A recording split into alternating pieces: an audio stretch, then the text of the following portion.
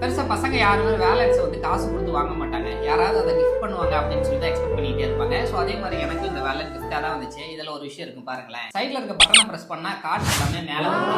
இது விளையாடுறதுக்கு ஜாலியா இருக்கு.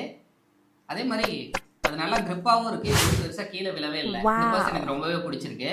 ஆக்சுவலா இந்த வீடியோ இந்த பர்ஸை பத்தி கிடையாது. இந்த பர்ஸ்க்குள்ள நான் வச்சிருக்க இந்த கார்டை பத்தி. ஸோ கார்டில் நம்ம ரொம்ப நாளா யூஸ் பண்ணிட்டு இருக்க இந்த ஏடிஎம் கார்டு பத்தி எனக்கு ஒரு சின்ன இன்ஃபர்மேஷன் உங்களோட ஷேர் பண்ணிக்கணும்னு தோணுச்சு. ஸோ அது பற்றி தான் இந்த வீடியோ. என்கிட்ட 2 கார்டு இருக்கு.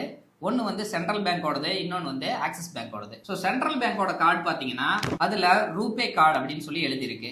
இதே ஆக்சிஸ் பேங்கோட கார்டு எடுத்துக்கிட்டோம்னா விசா கார்டுன்னு எழுதியிருக்கு. கார்டுனா ஏடிஎம் கார்டு எல்லாமே டெபிட் கார்டு தானே. அதில் என்ன ரூபே கார்டு, விசா கார்டு, அப்புறம் இதை தவிர மாஸ்டர் கார்டுன்னு கூட சொல்றாங்க. ஸோ எதனால இந்த மாதிரி டிஃபரன்ஸ் இருக்கு? ஏடிஎம்ல போய் போட்டோம்னா பணம் எடுக்க போறோம், எங்கேயாவது போனா ஸ்வைப் பண்ண போறோம். கார்டு ஸ்வைப் பண்றதுனா யூபிஐல பே பண்ணிட்டு போயிடலாம் அப்படின்றதுதான் நானும் நினைச்சிட்டு இருந்தேன். ரூபே, இந்த விசா, அப்புறம் மாஸ்டர் கார்டு அப்படின்னு சொல்லி மென்ஷன் பண்ணியிருக்கிறது எல்லாமே நெட்வொர்க் குறிக்குது. நெட்வொர்க்ன்றது ஒன்னோட ஒன்னு கனெக்ட் ஆகி ஃபங்க்ஷன் ஆகிறது பேர் தான் நெட்வொர்க். சோ இந்த ரூபே அப்படின்னு எழுதி இருக்கிற கார்ட்ஸ் எல்லாமே வந்து இந்தியாக்குள்ள இருக்கிற நெட்வொர்க்ல ஃபங்க்ஷன் ஆகுது.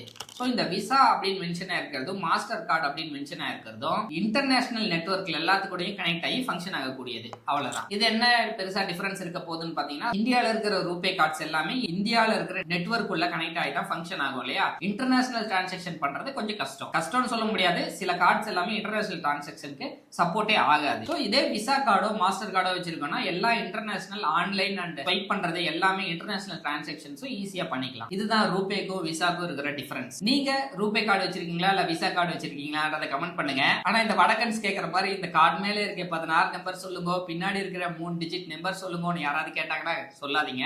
ஓகேங்களா? உங்க கார்டு உங்க உரிமை. நீங்க மட்டும் அதுல பணம் எடுத்துக்கோங்க. மத்தவங்க யார்ட்டையும் அதெல்லாம் ஷேர் பண்ணிருக்காதீங்க. இந்த இன்ஃபர்மேஷன் உங்களுக்கு யூஸ்ஃபுல்லா இருந்திருக்கும்னு நினைக்கிறேன். இன்னும் நிறைய இன்ட்ரெஸ்டிங்கான இன்ஃபர்மேஷன் தெரிஞ்சுக்கணும்னு நினைச்சீங்கன்னா நம்ம சேனலை ஃபாலோ பண்ணிக்கோங்க. அப்புறம் நாளைக்கு பார்க்கலாம்.